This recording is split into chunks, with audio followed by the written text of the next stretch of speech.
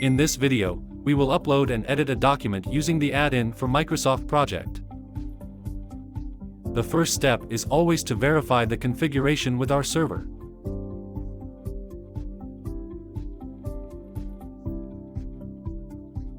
We save the document and, from the OpenKM tab, proceed to upload it.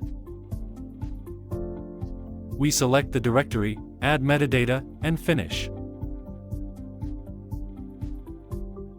If we refresh the OpenKM interface, we can see the Microsoft Project document in the repository in version 1.1. Next, we will edit this document in Microsoft Project. We close the current project, open a new one, and return to the OpenKM tab. In this case, we select the Edit button. We see that the file has reopened. We make a change, save, and confirm the changes to update in the repository.